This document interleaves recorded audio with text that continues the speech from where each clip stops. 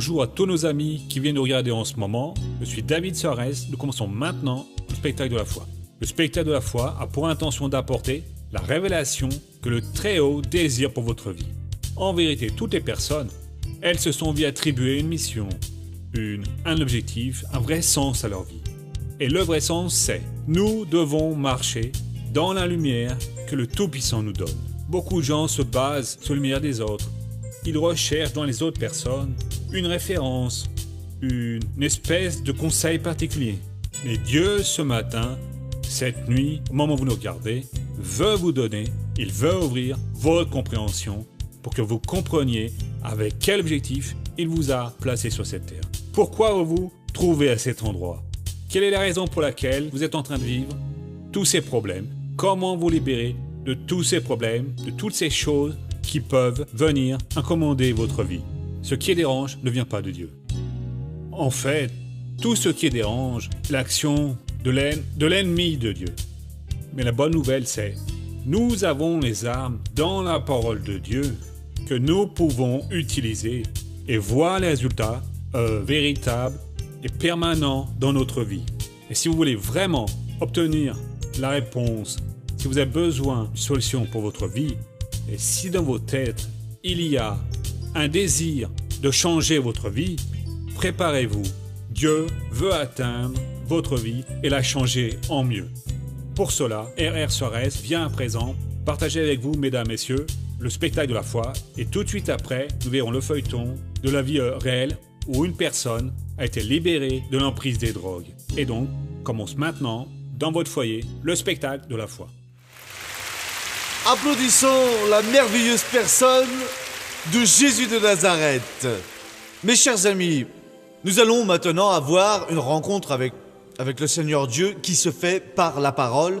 Dans la parole de Dieu, nous recevons ce dont nous avons besoin pour vaincre. Et je vous invite à être attentifs pour qu'ensuite, au moment de la prière, vous puissiez prier en accord avec ce que Dieu a confié à votre cœur et que vous avez compris. Et la vérité, c'est que Dieu parle déjà depuis très longtemps dans votre vie. La Bible nous dit de ne pas être des auditeurs qui oublient, des personnes qui laissent de côté, qui aiment bien écouter, mais qui laissent de côté tout ce que Dieu raconte. Ce que vous comprenez dans la parole vous sert à batailler jour et nuit. Si vous négligez ça, vous êtes un inactif spirituel. Vous êtes dans un état où l'ennemi parvient à s'amuser avec votre vie et vous ne réagissez pas. Vous avez besoin de vous réveiller et de faire ce que Jésus a fait. Il a été baptisé par le Saint-Esprit, il a été conduit par le Saint-Esprit dans le désert, et il n'a pas murmuré, il ne s'est pas plaint, il a affronté les tentations quand finalement le diable l'a laissé parce qu'il a vaincu avec la parole de Dieu. Par la vertu de l'Esprit, il est retourné en Galilée et alors il est devenu célèbre parce qu'il a commencé à utiliser le pouvoir que Dieu lui avait donné. Nous sommes appelés pour être des personnes qui gagnent. Nous sommes appelés pour être des personnes qui triomphent réellement dans tous les domaines. Dans le livre des Éphésiens au chapitre 4, l'apôtre Paul nous donne plusieurs conseils. Il dit dans le verset 17... Voici donc ce que je dis. Cela, il l'affirmait. Soyez sûrs que cela sortait de son cœur avec responsabilité. Et ce que j'atteste dans le Seigneur, il témoignait dans la parole de Dieu. Quoi donc? C'est que vous ne devez plus vous comporter comme les gens des nations se comportent, dans la futilité de leur jugement. Les gens des nations, mes frères, ce sont des personnes qui ne sont pas encore passées par la porte étroite, par le chemin étriqué. Ils marchent d'une façon irresponsable. Ils marchent ne voulant combler leurs désirs charnels, leurs appétits, ce qui aujourd'hui est véritablement la vie pour eux. Ils ne se préoccupent pas de ce qui se passera après notre passage par ce monde.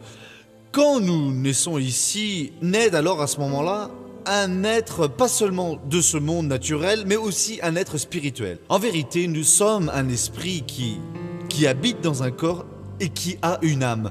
Et quand ce corps ne supporte plus, à cause d'un accident ou quel que soit le motif, qu'il cesse de fonctionner, nous allons continuer à exister exactement comme nous le faisons maintenant. Pas dans ce corps, pas de cette façon. à vrai dire, un jour, nous partirons, même si le cours se dissout, quand Jésus reviendra et qu'il y aura la résurrection des morts, nous allons reprendre notre corps comme celui-ci, mais cependant glorifié. Et ce corps glorifié va être le même que le corps du Seigneur Jésus. À présent, les personnes qui ont fait le mal vont passer toute l'éternité, car elles ne vont pas renaître, en étant séparées de Dieu dans un supplice éternel. Elles vont alors payer un prix très élevé. Et il n'y aura pas de seconde chance, non.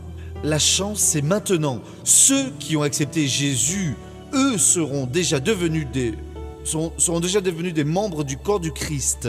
Alors eux, Jésus, c'est la tête et nous sommes le corps. Nous serons toujours, pour toujours, avec le Seigneur Dieu.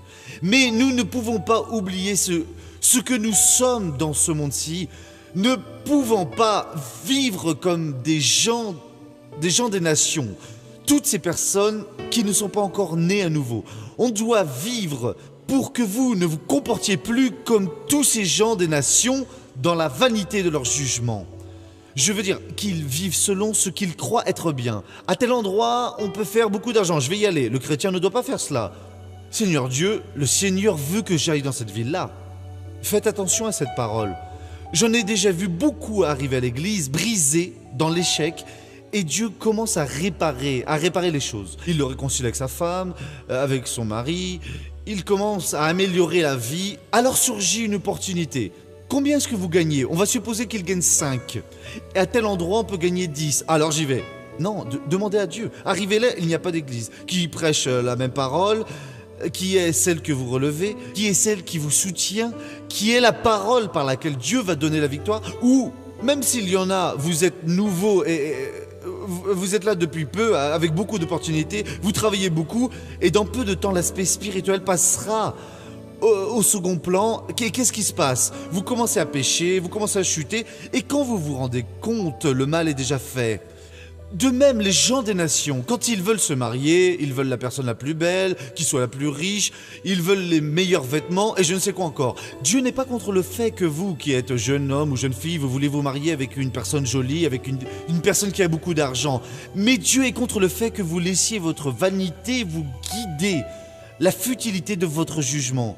La Bible dit que tous ceux qui sont guidés par l'Esprit de Dieu, ceux-là sont les enfants de Dieu. Et donc Paul vient nous avertir ici que nous ne devons pas agir comme agissent les autres gens qui ne sont pas croyants. Nous agissons de cette façon-là.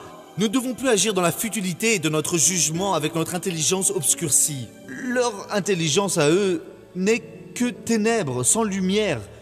Ils n'ont pas la parole de Dieu, ils n'ont pas de respect pour la parole de Dieu. Ils ne suivent pas la volonté de Dieu et tristement, parmi eux, beaucoup de gens fréquentent l'église faisant la même chose. Ils ont leur intelligence complètement obscurcie. Il y a des gens qui ont du succès sur le plan matériel et qui se convertissent, mais ils ne veulent pas aller à l'église, non. Ils pensent que s'asseoir au milieu du peuple de Dieu, ils ne disent pas. Mais c'est plutôt humiliant pour eux. Parce qu'au fin de compte, ils ont les poches remplies d'argent et ils ont beaucoup de biens. Alors être assis au milieu de ce peuple, et vous savez qu'est-ce qu'ils font? Et sans s'en rendre compte, ils se procurent des prêcheurs qui ne prêchent que pour eux. Et ça, c'est un piège de l'ennemi. Parce que la Bible déclare: n'abandonnons pas notre assemblée comme quelques-uns en ont coutume. Il faut se mêler au sein du peuple, il faut avoir l'odeur du peuple de Dieu. Si vous vous pensez meilleur que quiconque, vous êtes hors de la parole. Et ensuite l'ennemi vient vous faire un croche-pied et vous dites: ah mince, ouvrez les yeux, une malédiction sans cause ne s'accomplit pas. Ils vivent dans la lumière de quelqu'un. Mon frère, ne vivez pas dans ma lumière. Ma lumière ne vaut rien pour vous. Je ne suis pas... Seule une étoile produit la lumière. Il n'y a qu'une seule étoile pour nous, c'est Jésus de Nazareth. Je ne suis qu'un petit astre éteint qui reflète la lumière du Christ, mais juste pour pouvoir marcher sur mon chemin, sur votre parcours. C'est vous qui devez réfléchir la lumière. Dans la parole, Jésus, qui est le véritable soleil, qui vous atteint, et vous voyez votre chemin, et vous avancez de cette manière. Attention avec ces personnes sournoises, parce qu'elles vous conduisent vers un abîme. Ils ont l'intelligence obscurcie, ils sont étrangers à la vie de Dieu. Il y a des gens qui sont semblables aux non-croyants, ils sont séparés de la vie de Dieu. Mais missionnaire, je suis dans l'église, mais vous n'êtes pas dans la parole, mon frère. Comprenez bien cela, vous ne pouvez pas être séparés, non, vous devez être engagés dans la vie du Christ. Mais je le suis, Dieu vous utilise dans la prière. Non, mais il doit le faire. Je suis de Jésus depuis l'âge de 6 ans, je prêche depuis mes 6 ans. Je prêchais déjà pour mes camarades, j'ai été utilisé beaucoup de fois par Dieu quand j'étais jeune, et Dieu vous utilise, mon frère. Qu'est-ce que vous avez fait pour Dieu ? À votre travail, vous donnez votre témoignage. Avec vos collègues, vous donnez votre témoignage. Vous cherchez une parole de Dieu à partager avec quelqu'un. Vous vivez une vie spirituelle. Vous lisez la Bible. Comment est-ce que Dieu peut vous bénir ? Vous êtes séparés de la vie de Dieu. Et le Saint-Esprit qui utilise Paul ici en disant « Nous allons retourner au chapitre 4, verset 17. « Voici donc ce que je dis et ce que j'atteste dans le Seigneur. » Ces deux déclarations sont fortes. C'est que vous ne devez plus vous comporter comme les gens des nations se comportent. N'agissez plus comme eux. Ils sont perdus. Dans la futilité de leur jugement, ils ont l'intelligence obscurcie. Ils sont étrangers à la vie de Dieu à cause de l'ignorance qui est en eux. Parce que leur cœur est obtus. Et vous, il n'y a pas d'ignorance, mon frère. Il y a de la sagesse. Vous avez été réveillés. Vous êtes éveillés par la réalité. Vous avez ce privilège qu'ils n'ont pas. Ils n'ont aucune responsabilité pour beaucoup de choses parce qu'ils n'ont pas compris. Mais vous avez compris. Et à qui il a été donné beaucoup, il en sera donné plus. Alors consacrez-vous. Dieu, j'ai besoin de vivre une vie victorieuse. Il faut que je quitte mon foyer pour l'église en étant déjà victorieux. Il faut que j'aille à mon travail victorieux. Et je pourrais vous raconter des dizaines d'histoires de l'époque où j'étais jeune. Dieu m'utilisait pour évangéliser, aussi selon sa volonté. Et je n'étais qu'un simple membre de l'église. J'étais vendeur, mais dans mes ventes, je prêchais. Réveille-toi, mon frère, à cause de l'ignorance qui est en eux. En vous, il y a la lumière, en vous, il y a la sagesse, en vous, il y a la révélation. En vous, il y a Dieu, car personne ne peut l'ôter de votre vie. Mais vous pouvez lui fermer la porte. Ne fermez pas. Ne faites pas une chose comme ça. Dieu, me voici, votre serviteur, la servante du Seigneur. Utilise-moi pour ta gloire. Et Dieu va faire la volonté du Seigneur. Avec la dureté de votre cœur, son cœur, le cœur à lui, pas le vôtre, son cœur a déjà été brisé. Il n'est plus de pierre. Il est fait de chair. Il est sensible à l'Esprit de Dieu. Laissez Dieu vous utiliser. Vous ne savez pas combien Dieu va vous rendre heureux. Que vous soyez métallurgiste, cordonnier, médecin, avocat, ou si vous êtes vendeur, maîtresse de maison, mon frère, ma sœur, réveillez-vous. N'agissez plus comme vous agissiez par le passé. Paul a dit cela et l'a attesté dans le Seigneur. Ça, c'est une parole à laquelle vous pouvez croire et Dieu va faire de vous une bénédiction. Amen.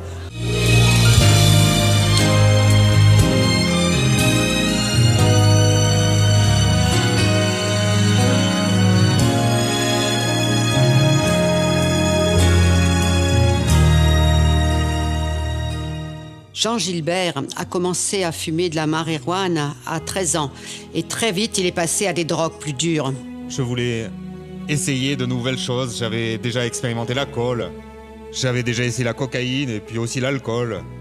Mais à un moment j'ai voulu quelque chose de plus fort dans ma vie parce que je voulais vraiment sentir des choses plus puissantes.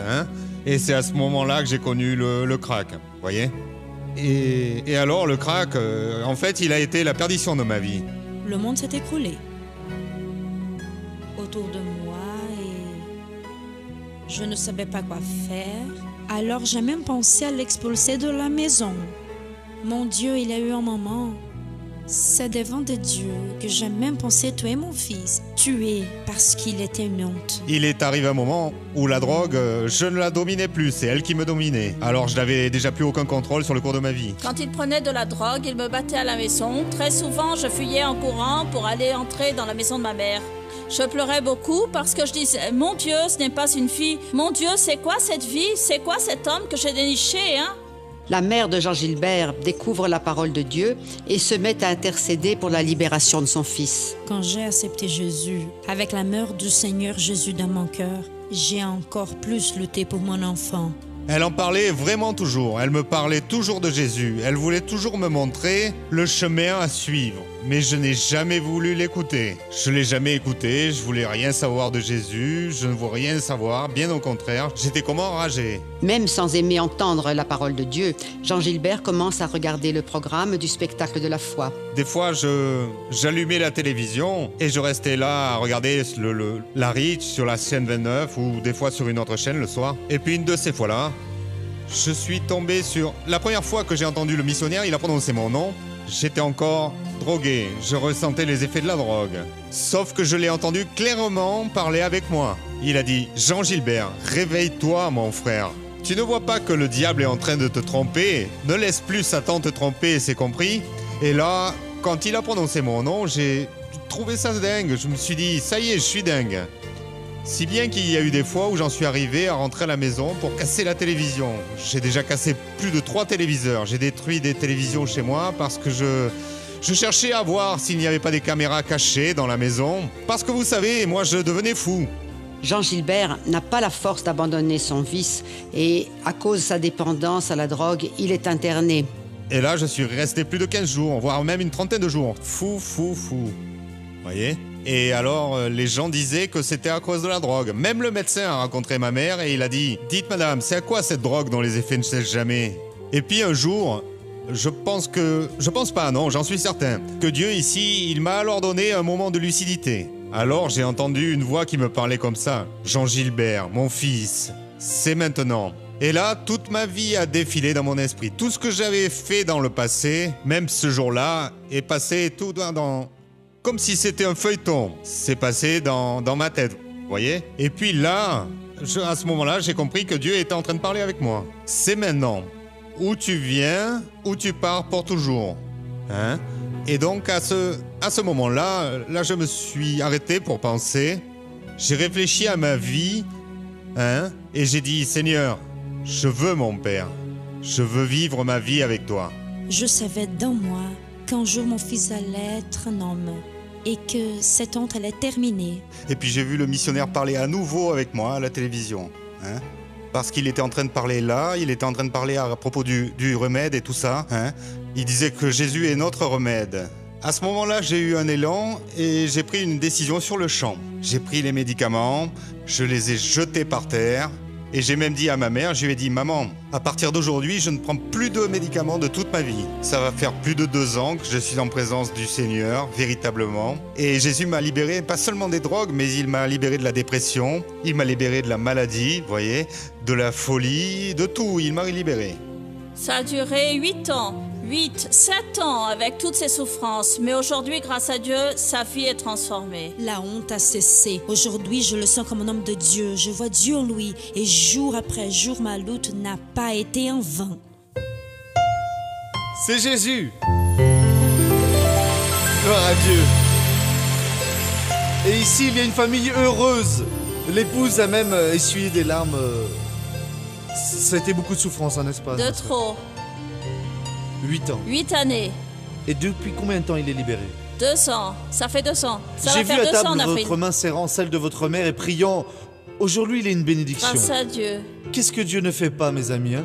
Là-dehors, il n'y a pas moyen. Il y en a qui imitent tous ceux qui agissent dans la futilité de leurs sensations, de leurs pensées. Nous devons marcher dans la lumière de la parole de Dieu. Oh, Jean Gilbert. Comment est-ce que j'ai su votre nom pour vous appeler par votre nom? Je sais pas, je sais que c'est Ce sont les mystère, oui pasteur, parce que réellement je suis arrivé à vous entendre à dire mon nom et ça me rendait vraiment fou. J'étais fou avec les drogues, quand j'ai entendu, je devenais vraiment fou. Une fois j'en suis arrivé à tout casser, j'ai tout cassé à l'intérieur de la maison, je sortais, vous comprenez? Je cherchais partout pour voir si je trouvais une caméra et je ne voyais rien. C'était bien étrange. C'était la voix de Dieu qui vous appelait. Juste pour compléter, je n'ai pas pu le dire parce que le feuilleton est assez court. Hein. À cette époque où je prenais des médicaments, je suis resté 15 jours, j'ai été interné, complètement fou, vraiment complètement fou. Je reconnaissais pas ma mère, je reconnaissais pas mes enfants. Ma petite fille ici, elle venait me donner à manger et j'en suis arrivé à lui cracher dessus. Parce que j'étais hors de moi. Alors je suis resté 30 jours interné à l'hôpital et puis là, à l'hôpital, je restais attaché, oui. Il m'a attaché, c'est vrai, je suis resté attaché 30 jours, de même que le diable est maintenant attaché. À présent, il est attaché. Maintenant, il est attaché. Et aujourd'hui, moi, réellement, je fais l'œuvre de Dieu. Maintenant, laissez-moi parler avec la mère ici. Madame, vous en êtes arrivée à penser à tuer votre fils. J'ai pensé, missionnaire, parce que c'était une honte, mon Dieu. Dans la rue, tout le monde était en colère contre mon fils. J'habite là depuis de nombreuses années et je sortais pour aller à l'église. Le gamin se battait tout le temps. Les gens provoquaient des bagarres sans Et raison. aujourd'hui, qu'est-ce qu'il pense de Jean Gilbert? Aujourd'hui, missionnaire. Aujourd'hui, il est une bénédiction. Un jour, il y a 7 ans, une petite réunion dans sa maison. Est venu un ouvrier d'ici, un évangéliste. Sa maison était pleine de gens missionnaires. Ah, que Et c'est pour beau. l'honneur et la gloire du Seigneur Jésus, les voisins qui en avaient contre lui sont allés chez lui, voulaient une prière avec imposition des mains. Vous voyez comme c'est beau, mes amis. Quelle merveille, hein. C'est Et elle. c'est cette petite fille ici qui lui donnait à manger. Comment tu t'appelles, petite fille? Lorraine, Tu savais que ton papa crachait sur toi? Mais aujourd'hui, tout ça, c'est fini. c'est fini. Et pourquoi a-t-il changé ainsi? Parce que Dieu qui l'a libéré. Dieu l'a libéré. Amen. Le garçon aussi, c'est votre fils? Comment est-ce que tu t'appelles? Michel, Tu te souviens de cette époque où ton père avait tous ces je problèmes? m'en souviens. Aujourd'hui, tout ça, c'est fini. Tout ça, c'est fini. Jésus, merci beaucoup, hein. Comme c'est beau.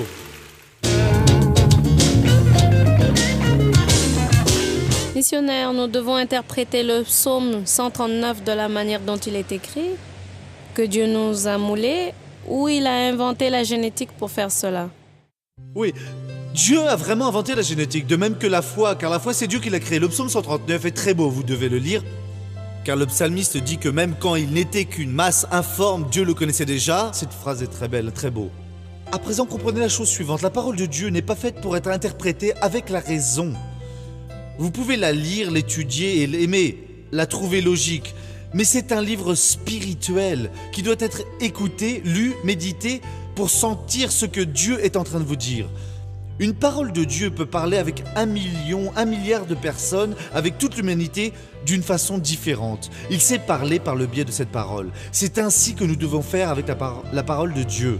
Maintenant, laissez-moi prier pour les personnes qui sont chez elles. Père, le Seigneur nous a ouvert cette compréhension. Le Seigneur a parlé à beaucoup de gens. Et certains ici, ô Dieu, se sont réveillés et ont vu où est le mal. Mais il y a des gens, ô Dieu, qui ne se repentent qu'ici, en ta présence. Il ne parvient pas à emporter ta présence dans les moments de solitude. Quand le diable vient, il chute avec cette action du mal et, oh Dieu, il se remet à faire tout ce qu'il ne doit pas faire. Mais cette personne vient nous dire, je veux changer. Je ne veux plus être une honte pour l'évangile. Je ne veux plus être utilisé par l'ennemi. Ô Dieu du ciel, exauce cette personne. Exauce cet autre qui crie maintenant avec ses douleurs aux reins. Elle, ô Dieu, se contorsionne à terre. Je vais utiliser ton pouvoir pour la libérer. Au nom de Jésus, je paralyse l'action du diable et j'ordonne, esprit de l'échec, sors de cette personne avec tout ton mal, ta maladie, au nom de Jésus. Et vous dites maintenant, merci beaucoup Jésus. Vous avez vu comment le Seigneur Dieu peut vraiment changer la vie d'une personne. C'est facile de dire que quelqu'un peut être libéré. C'est autre chose si vous voyez la personne être libérée. Vous avez vu cet homme confronter un grand problème dans sa vie. Vous avez vu cette personne être prisonnière du vice des drogues. Elle était victime de l'alcool et elle s'est libérée. Voyez, cette libération est aussi effective dans la vie, dans n'importe quel domaine de votre vie. À présent, beaucoup ont besoin d'être libérés de la peur. Des personnes sont maintenant appelées par le Seigneur Dieu. Pour dire des personnes qui parrainent le spectacle de la foi, qui est un groupe de personnes auxquelles Dieu a donné le désir de maintenir cette émission à l'antenne. La bénédiction de Dieu est payante? Non, elle est gratuite. Cependant, pour qu'elle soit maintenue, Dieu voit le potentiel dans quelques personnes qu'elles se destinent tous les mois de l'année à contribuer pour le maintien de cette émission. Si vous êtes l'une d'elles, si en ce moment vous sentez le désir, si au fond de vous vient le souhait de contribuer à maintenir cette émission, vous appelez maintenant ce numéro de téléphone qui apparaît sur votre écran et entrez en contact avec nous pour avoir de plus amples informations, ou vous pouvez aussi envoyer vos demandes pour faire une prière, vos demandes pour devenir parrain par le biais de notre adresse physique, celle qui apparaît sur votre téléviseur. Et nous, avec beaucoup de gentillesse, nous allons entrer en contact à nouveau avec vous pour venir vous aider, pour grandir conjointement avec votre foi et voir Dieu opérer. Ne laissez pas pour demain ce que vous pouvez faire aujourd'hui. Appelez maintenant ce numéro. Obtenez aussi la réponse de Dieu pour votre vie, aussi par la grâce du Seigneur Dieu. Dieu vous bénisse tous. Nous venons tous sur cette même chaîne, à un autre horaire. À très bientôt.